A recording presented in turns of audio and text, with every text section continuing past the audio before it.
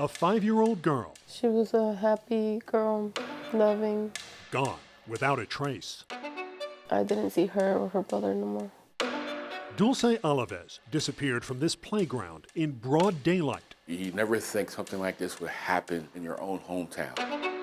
Police have been searching for her ever since. I believe in my heart that she's still alive. But weeks have turned into months. Maybe somebody might come forward with information. And the months have now become years. 4 years, and there's still no answers.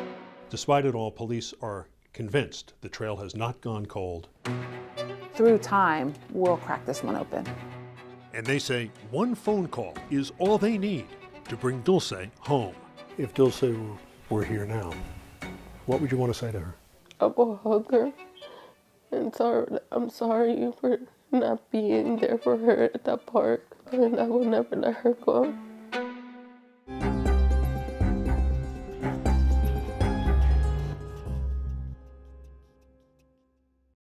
911, where's your emergency? On September 16th, 2019, the unthinkable happened. I can't find my daughter. Dulce Maria Alavez disappeared off a playground. Okay, when was the last time you seen her? We were there at the park and people said that probably somebody took her. Dulce Alavez was just 5 years old. She loved to wear a lot of her dresses and pretend that she was a princess. Her mom says her single favorite thing to do in the world was to dance. She would see on the TV that there was a dance. She would dance that dance.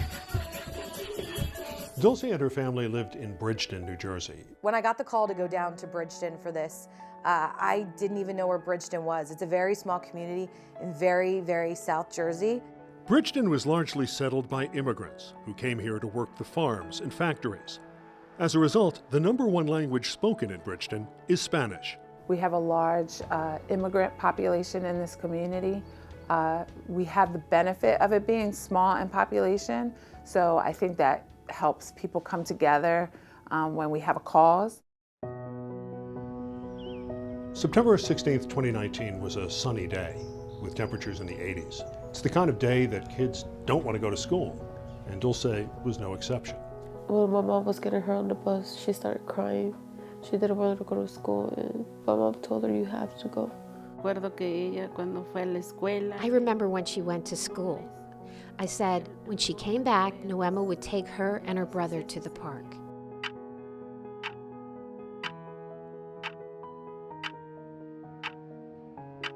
The surveillance video of Noema, Dulce, and the family at the gas station is the last image anyone has of Dulce.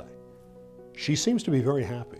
She's dancing around, she's smiling, she's picking her little brother up. There is absolutely nothing in that video that would indicate something terrible is about to happen. A cute little girl just out getting ice cream. Most normal thing in the world. Yes. And then minutes later, it all goes wrong. Yes. I remember they went running towards the park. They were happy eating their ice cream. Noema says she and her sister stay behind in the car. She wants to help her sister with her homework. So where the parking lot was, it was very hard to see over into the playground. You could see part of the playground area, but not all of it. When I looked up, I seen her coming down the slide with her brother. Noema agrees to come with us to the park to talk us through what happened that day. I looked down and I answered a text message. I looked up and I couldn't see them no more. Noema gets out of the car and goes looking for Dulce. She sees only Manuel. Dulce is nowhere to be found. At first, she's not terribly worried. I thought that she was playing hide and seek. She will do that sometimes. Remember, I was looking for her and I couldn't find her. I was getting more worried. Noema asks Manuel, "Where's your sister?" He just turned around and pointed behind those buildings. I went back there, I was screaming her name. On the day Dulce went missing, the park was pretty empty. There were just Dulce and Manuel and 3 kids playing basketball on the basketball court. Noema talks to one of the girls playing basketball, and she also points Noema to the storage sheds. But she adds a critical detail. She told me, yes, that when she seen her running in the back, she seen someone pass by behind the sheds. Noema says her first instinct is to look for Dulce. I'm like, I have to look for her. She can't just disappear. And when I couldn't find her, I didn't know what to do. And then I called my mom and told her, and then I called 911. 911, where's your emergency? I can't find my daughter. By the time she finally calls police, it's 4:48 p.m. Probably somebody took her. The police weren't called right away. I want to say they were called approximately 40 minutes later. That 40-minute delay, obviously... Killed us. You know, whether it's a disappearance, whether it's an abduction, time is of the essence. Would that have made a difference? I don't know.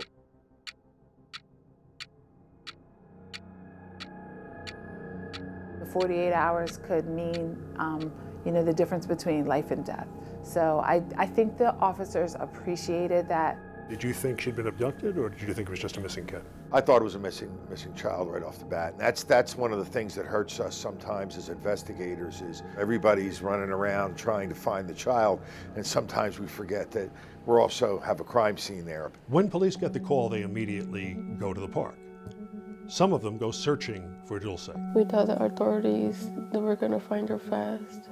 Others followed that first lead, looking for the man who was seen with her.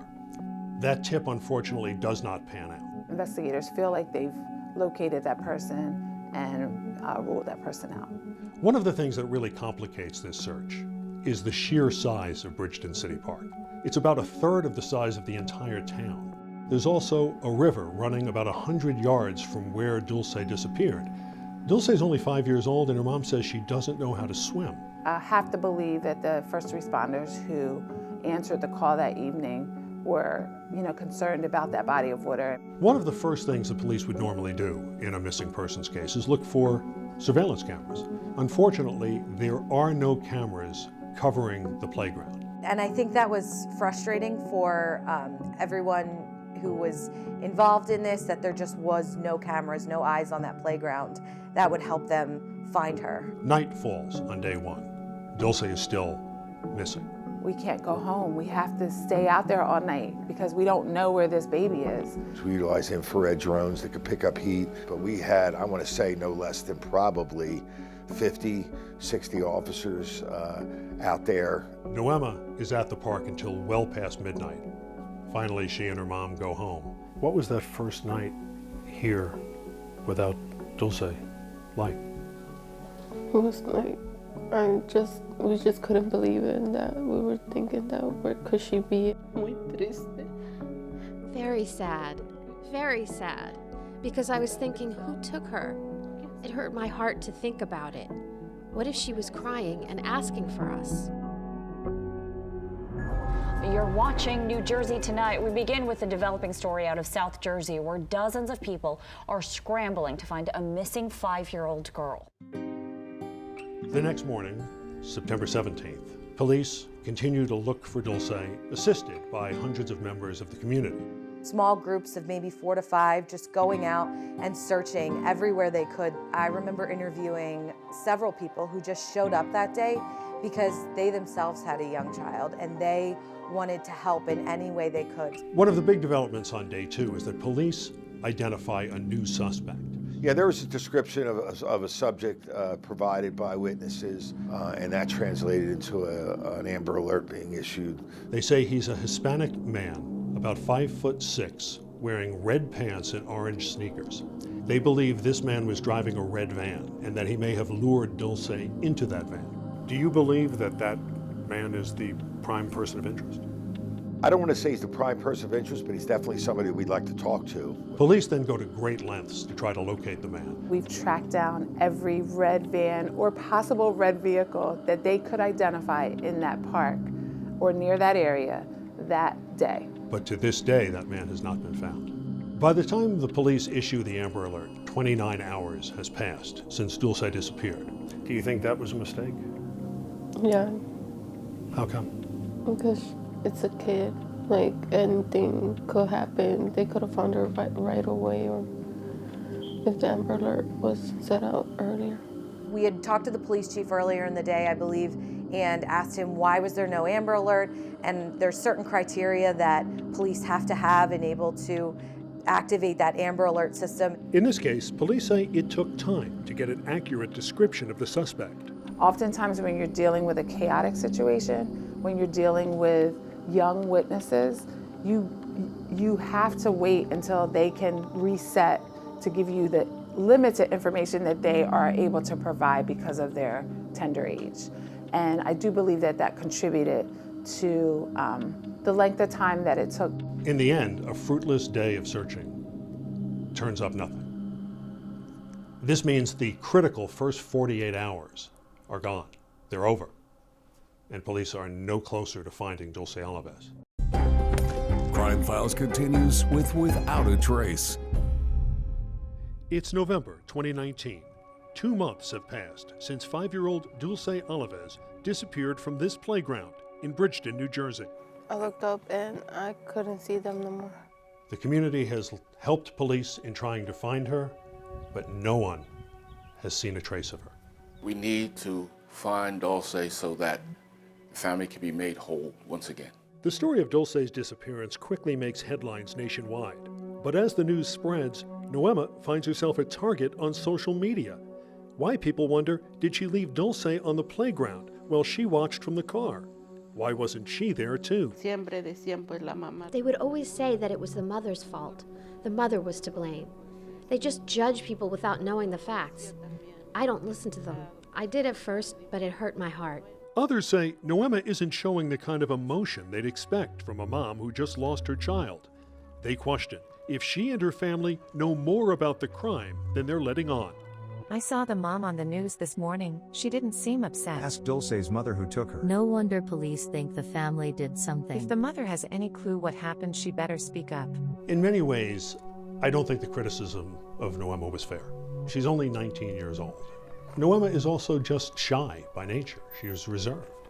She doesn't like to show emotion. She was very quiet, very closed off. There was also a lot of media attention and a lot of people, so I'm sure it was overwhelming. With the case going viral, Noema attempts to address the criticism in an appearance on national television. I don't know why I don't cry in front of people. I'm not sure why. Just when I'm by myself. I don't even cry in front of my parents. You did not sell your daughter, No. correct? No. You don't know who has her? No. What is it like to be asked a question like that? I got surprised when he said that. I'm like, no, I would never do that. They said she sold her daughter. She could never do that. She could never hurt her daughter. I watched that television show like a viewer would. Maybe those were questions that people in the community were asking, but I have repeatedly said that the family has been cooperative throughout this entire investigation. One of the leads that police follow takes them to Mexico. That's where Dulce's father lives. They cleared his name pretty quickly. They were able to get in touch with him and find out that he had nothing to do with it. Other tips take investigators all across the country: California, Texas, North and South Carolina. And one of the biggest tips is in Ohio. In March of 2020, investigators finally get what they think is a huge break. 2 letters concerning Dulce Alvarez reportedly turned up at a library and a casino in Austintown, Ohio. Someone mails letters to several communities in Ohio.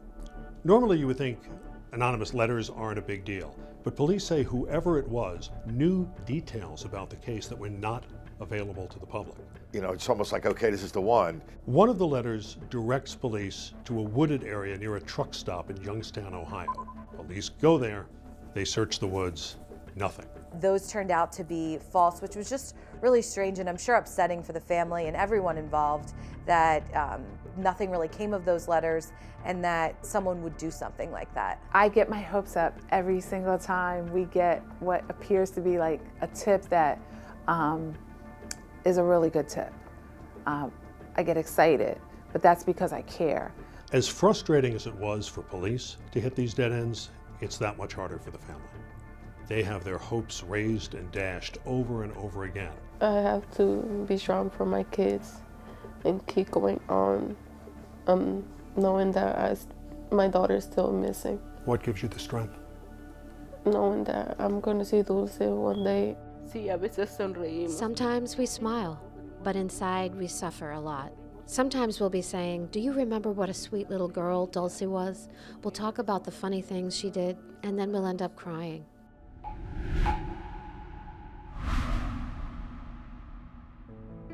When I went back after a year, it was just solemn in the park that day. Someone had to see something.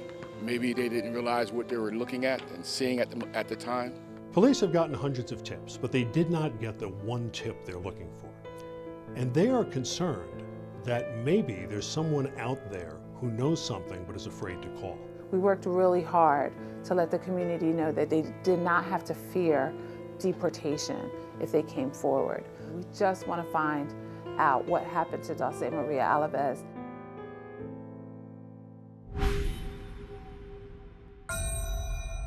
Dulce's mom lighting this candle here at her daughter's tree in Bridgeton City Park, where she was last seen 2 years ago today.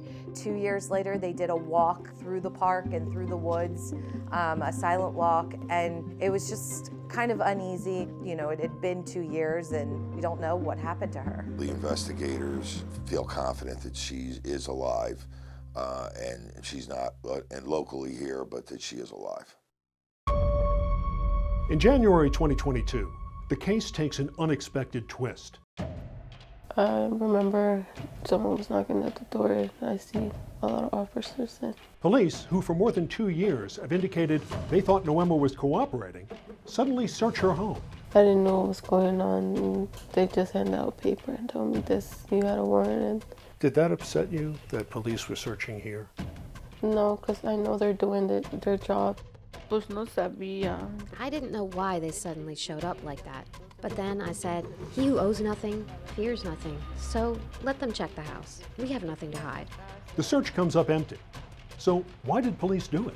I don't talk about what our investigative steps were, but what I will say is that in a case like this, you have to keep every theory on the table until we figure out who took Dulce.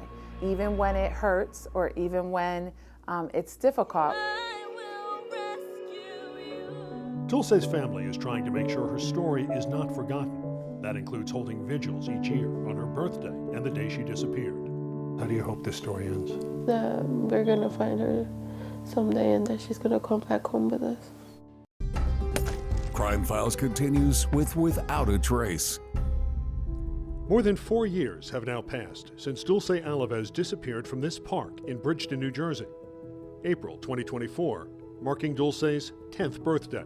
We always buy a cake and celebrate her birthday, even that she's not here with us.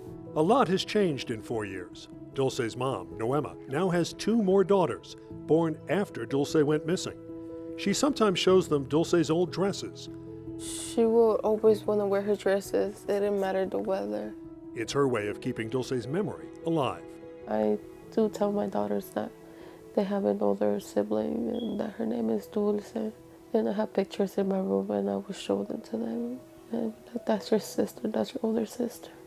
Because so much time has passed, the National Center for Missing and Exploited Children has put out new age progression photographs, images that show what Dulce might look like today. The more people that recognize the picture, the more people that know what's going on, we stand a better shot at locating the missing child. These images lead to a whole new flurry of tips, dozens more. But in the end, as has been the case now for over 4 years, police don't get the one tip they need. I just want people to know that we're still there, we're still looking, because we haven't forgotten, and no one should. If Dulce were here now, what would you want to say to her?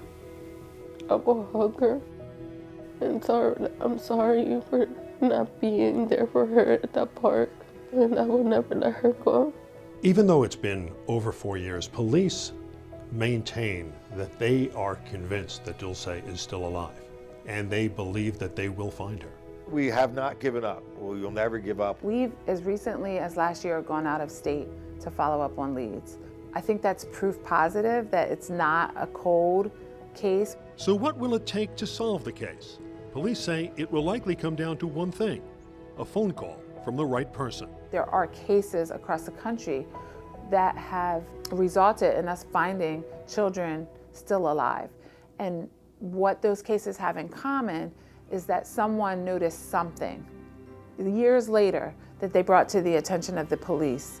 If and when Dulce comes home, she will find her family waiting for her, including the two younger sisters she's never met. Noema named the youngest girl Hope in honor of Dulce. I was having a hard time looking for names, and my mom was telling me Esperanza. That means hope in Spanish. I was like, I'm gonna name my daughter Hope to remind me to never lose hope on finding Dulce and that she's gonna come home one day.